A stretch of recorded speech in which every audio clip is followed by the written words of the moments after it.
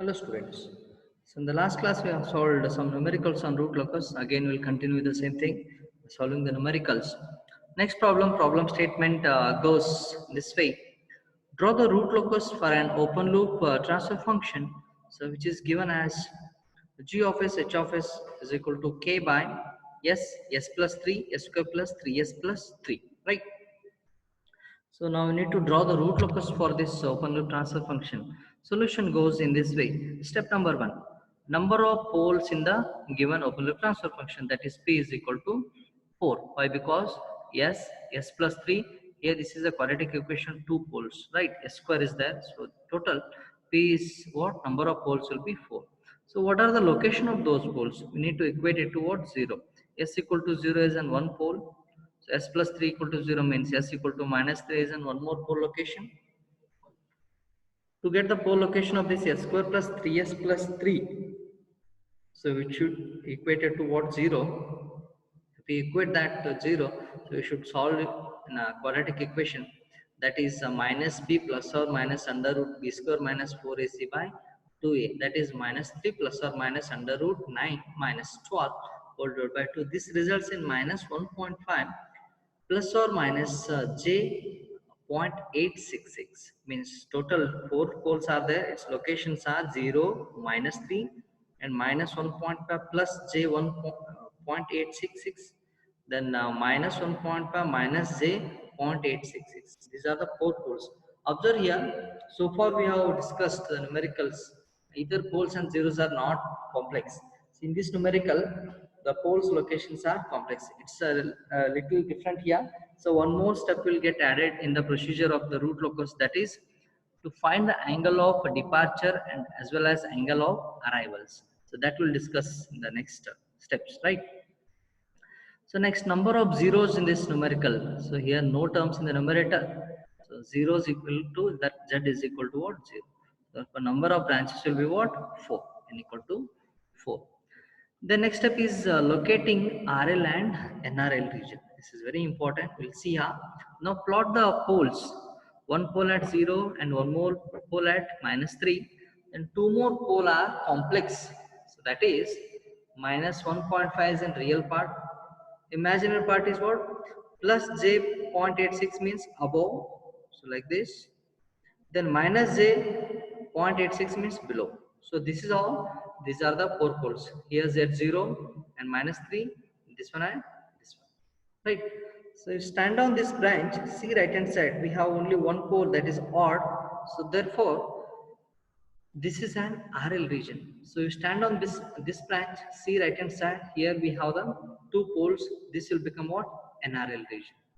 So while considering RL and NRL, we should not consider the complex poles or zeros. So only poles and zeros which are lies on real axis should be considered. This is very, very important. I'll repeat it again. While finding the or locating the RL and NRL region, we should not consider the complex poles and zeros. So we should consider the poles and zeros only which are present on the real axis to find RL and NRL regions.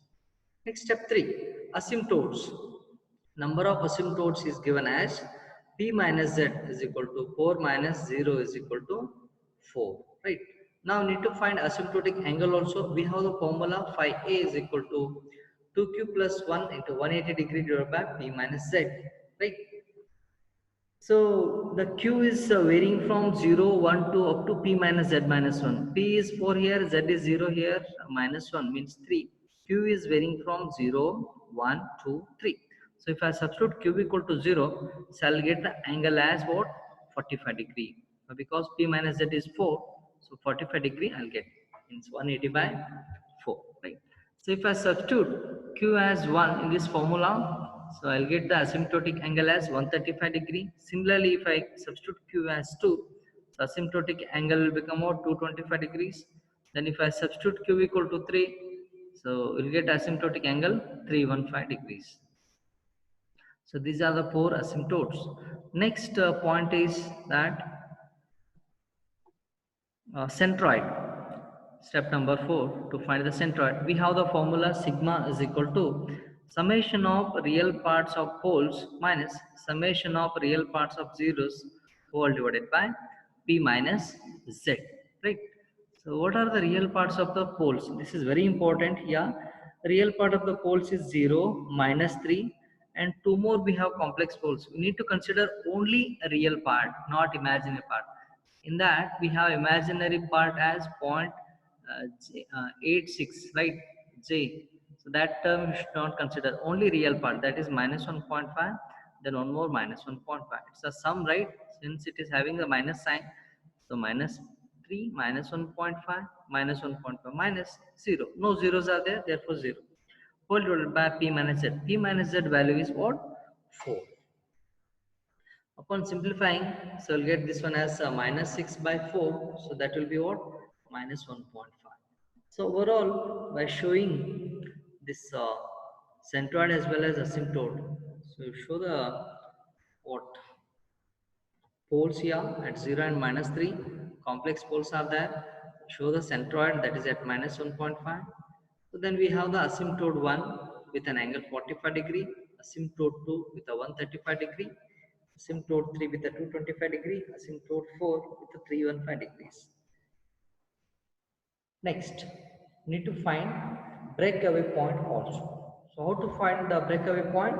So we have the characteristic equation, that is 1 plus g of s into h of s is equal to 0, which is 1 plus k by s, s plus 3, s square plus 3s plus 3 is equal to 0. So on simplifying, this will get s raised to 4 plus 6s cube plus 12s square plus 9s plus k is equal to 0. So we need to get breakaway points. For that reason, we need to differentiate that k function with respect to s and equated to what? 0. That is dk by ds is equal to minus 4s cube minus 18s square minus 24s minus 9 equal to 0. Therefore, 4s cube plus 18s square plus 24s plus 9 equal to 0. By using calculator, if you find the roots of this equation, cubic equation, we will get the roots like s equal to minus 1.5 minus 0.633 then minus 2.366. So according to this one, RL and NRL region, all these BAPs will fall some RL region, so therefore all are valid BAP. So next, intersection with an imaginary axis. So for that reason, we have a characteristic equation. We need to construct the iris table. What is the characteristic equation here? We have s raised to 4 plus 6s cube plus 12s square plus 9s plus k is equal to 0, right? What are the coefficient of s raised to 4? 1. Skip this term s cube, write 12, and skip this term 9s, so write k. Similarly, s cube, coefficient of s cube is 6. Skip this term, write 9. Next, no terms are there, 0. So how to find this value? 6 into 12 minus 1 into 9 whole divided by 6, that results in 10.5. Next, 6 into k into minus 1 into 0 whole divided by 6, that results in again k value. Next, how to find this value? 10.5 into 9 minus 6k whole divided by 10.5, next value is 0. Next, this time 94.5 minus 6k divided by 10.5 into k minus 10.5 into 0 whole divided by this term results in again k. Now we need to equate the first column values to what? 0. So what is that? 94.5 minus 6k divided by 10.5 is equal to 0. This results in 94.5 minus 6k is equal to 0. So upon simplifying, we'll get k marginal value as 15.75. So we have the auxiliary equation of this row. So that is s square row. That is 10.5 s square plus k equal to 0. That is 10 s square plus k value what we got is what? 15.75. That we substitute here. Therefore, we will get s square equal to minus 1.5. Right. So if I simplify this one, s equal to plus or minus j 1.224. So next, see here, this step number 7 is very important. So this step will include only when we have the complex poles and complex zeros, right? So we'll try to find how exactly the angle of departure will be calculated. We have the formula, that is 180 degree minus bracket summation of phi of poles minus summation of phi of zeros. So call this as equation number 1. Draw the plots, the zeros here and poles here. So one pole at 0, one more pole at -3, and these are the complex poles. So I am finding the angle of departure with respect to this pole now. So for that we need to draw a line like this from other poles and zeros here. So this one from pole 1, that is phi p1, I'll call it as angle. From this one I'll call it as phi p2. From this one I'll call it as phi p3. Now phi of poles, summation of angle of poles is a summation of sum of phi of p1, phi p2, phi p3. What is the value of phi p1? How to find this angle? So from here to here it is a 90 degree that I have written, plus I want this much of angle. How to find this angle? I have this value as well as this value. What is the value of this one? It's a minus 1.5. What is the value of this one? 0.866. If I take tan of angle, so I'll get this angle. If I add the 90 degree, so this total will be what? 5 here. So therefore, tan inverse of this width will be 1.5 divided by 0.8866. Therefore, 5p1 is given as 90 degree plus tan inverse of 1.5 divided by 0.866. So that I'll get complete this 5p1, right? Plus, what is this angle 5p2? Means with respect to this pole, I am writing the angle 90 degree. Directly we can say it is a 90 degree, right? Next, what about 5p3? How to find this angle? So we know this height also. What is height? 0.866. What is this width from here to here? It's a minus, sorry, 1.5, right? So if I take tan angle, that is tan inverse of opposite by adjacent, 0.866 by 1.5. So that will be what? 30 degree. Here 90 degree, this is 60, this is again 90 degree plus 30. Total it will be 270. Here we don't have any zeros here. So if any zeros are there, so with respect to that zero, we should find the angle with respect to this pole, right? So the angle of departure is, we have the formula, substitute back here 180 degree minus. What is the summation of phi of poles? 270. Is substitute here, zeros is 0 here. So total angle what we got is what? 90 degree. So for the pole minus 1.5 plus j 0.86 means for this above pole we have the angle of departure as what? Minus 90 degree. So this must be a minus 90 degree. So angle of departure for the pole minus 1.5 minus j 0.86 will be plus 90 degree. So we need to change here.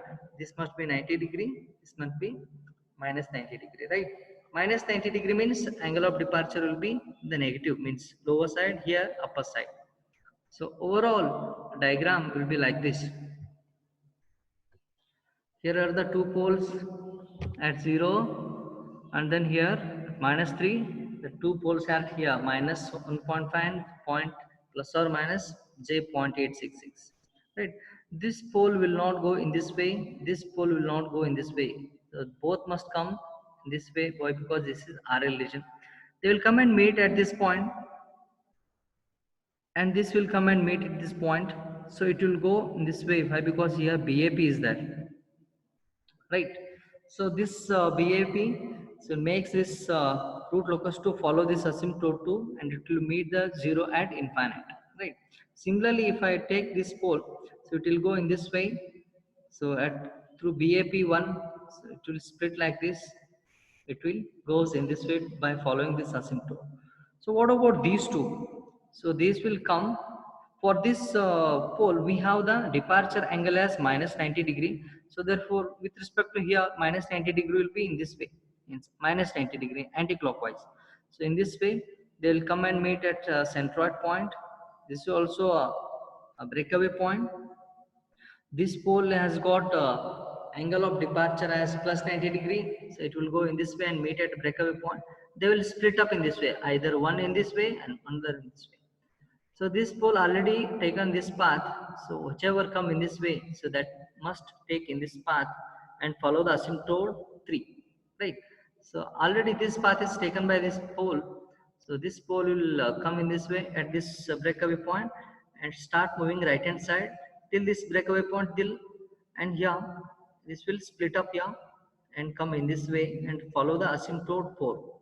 So this is how the root locus is doing that. So we know the marginal value of k also. So that we have already identified. What is the marginal value of k here? 15.75. While crossing this, so marginal value of k is what? 15.86. One more thing, while crossing imaginary axis, this is the value j plus or minus j 1.22. At this point, the j value will be 1.2, here minus 1.2. Overall diagram, so we can show here. See. So pole at 0 and pole at minus 3, this will come away. So take the breakaway point, split up. And this pole, breakaway, split up. These two pole come down, this one come downward, upward direction. So split up in this way direction. So this one split up and in this way direction. You can observe here, while crossing the root locus with the imaginary axis. So this is the value plus j 1.224, here minus j 1.224, right? So marginal value of k at that point would be what? 15.75, right? So we can observe here breakaway point. So what is that? Minus 0.663. So this is also centroid as well as breakaway point, minus 1.5. Here is a one more breakaway point, it's a minus 2.366. This is how need to show the graph, means plot the graph in a what graph. So we'll stop it here. Rest all the things we'll discuss in the next class.